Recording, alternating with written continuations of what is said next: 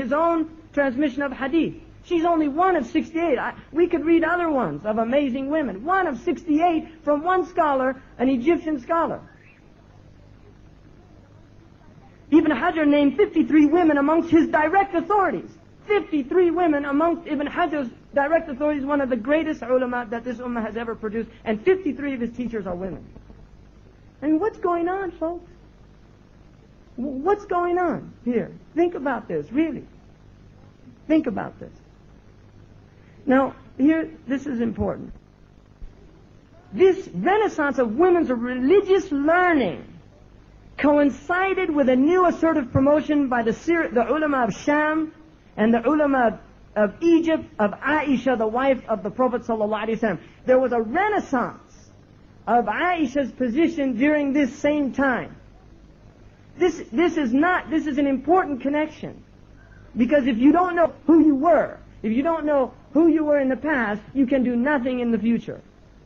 The women were suddenly exposed to the greatness of Aisha as an alima, as a scholar, and this created a desire. And that's the only reason I'm mentioning Hani.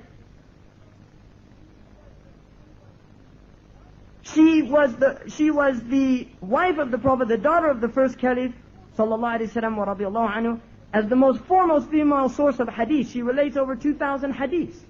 An unrivaled source of hadith concerning women. In particular, she was an acknowledged expert on ritual purity. And we can directly relate this to Hani's own concern about the books of ritual purity. Now, the sad thing about all this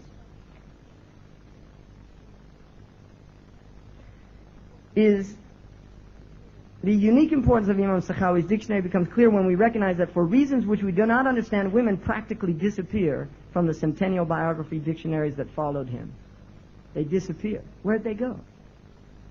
Where did they go?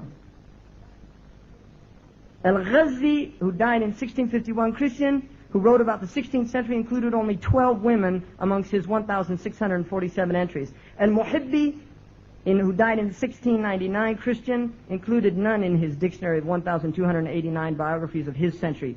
And Muradi, who died in 1791, found a place for only one woman amongst 753 18th century notables. And the biographer of the 19th century, Al-Baytar, found room for only 2 women out of 777 persons. 2 women. Now, I think, because you can see that the 13th century, anybody that studies Islam recognizes the 13th century is the point when it all starts to descend. Because if we don't have women, we don't have men. This is as simple as that. If we don't have women, we don't have men. If we're not educating our women, then certainly our men aren't going to be educated. And one of the unique aspects of this age is that the men seem to be equally as ignorant as the women. And I think there's a direct correlation. Now, whatever happened 1,400 years ago, that we're living and tasting the fruits of it to this day. The joy that we have in our lives, because I have no joy in my life other than the joy of Islam. Because I knew life before Islam and I knew what it was like. And I think Sidi Abdullah will agree with me. The joy that we have in our lives is the fruit of the labor of those who went before us. It's the fruit of their labor. We're eating the fruit of their labor. What fruit are those who come after us going to eat from? What fruit of those who come after us are going to eat from? Because we're eating the fruits of those who went before us. One of the scholars said, تصدر للتدريس كل مهوس بليد يسمى بالفقيه المدرس فحق لأهل العلم أن يتمثلوا ببيت قديم شاع في كل مجلس لقد بدا هزلت حتى بدا من هزالها كلاها وحتى سامها كل مفلس. People are teaching now, idiots being called the great teacher, the great instructor. So the people of knowledge of this age have every right to use a piece of poetry that was mentioned often in the olden times. This old hag is so worn out that even its kidneys are showing, which means the camel. Even the kidney, it's so worn out that even the kidneys are showing, and every impoverished one has surpassed it. What he's saying is that knowledge is gone.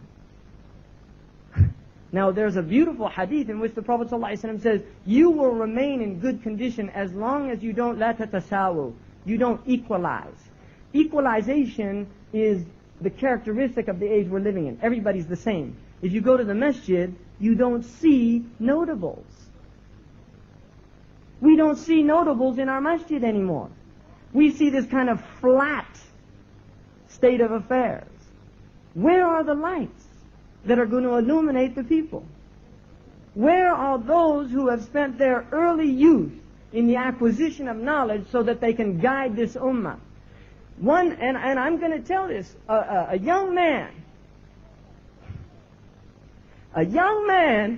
who was a graduate from one of the top universities in this country, he wanted to go to Mauritania to study fiqh. And Jazahullah khairan, his father and his mother gave him permission because they're honorable people. But she curses me because she thinks I'm the cause that he's not going to medical school. We can't give one person for this ummah. Our mothers can't give one son for this ummah. How many doctors do we have? How many engineers do we have? Who's going to learn this deen to give it to the people that come after? We have ulama dying all over the place. Muhammad al-Ghazali, rahimahullah, he just died. Who's going to take his place? The Pakistani scholar Khurram Murad, rahimahullah, rahmatullah alayh, he just died. I was with him not that long ago, and he was asking me he had pain and physical pain in his heart while I was sitting with him, and I said, Subhanallah, are you all right? He said, mashallah, alhamdulillah. How are the brothers in California? How's the Islam? How's the Islam? Is there izdiyat? Is there increase? What are you doing? What are your activities? Really? Well, who's going to replace them? We have to ask this question. Our educational system which provided for them has been dismantled. And we know what Al-Azhar was and what it's become. We know there's no more Qarawiyin. And there's an attempt now at reviving, and inshallah Allah give them success. There's no more Zaytuna. Zaytuna that Ibn Arafah, one of the greatest imams, taught at. There's no more Zaytuna, it's gone. Where are the ma'ahid? Where are the madaris? Where are the katatib? Where are they? Why are we so obsessed with dunya?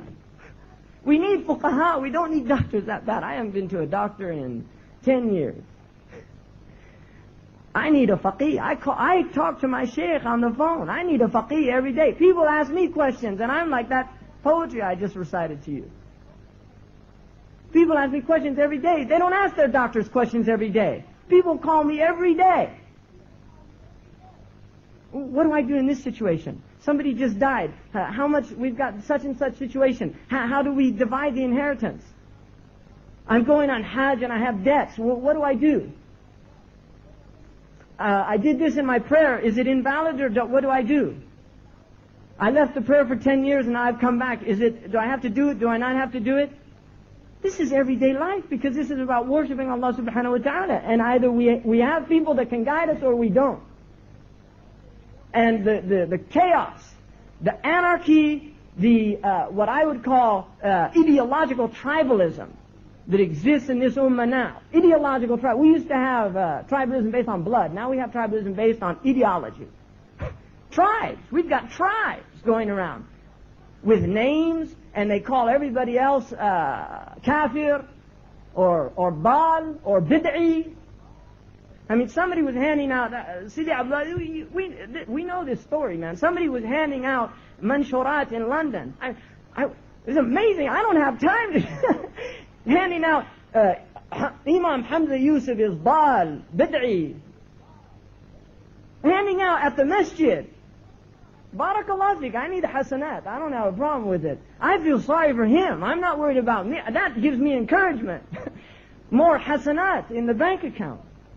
But get a life, like they say in California, man, get a life. You know, I mean, if attacking me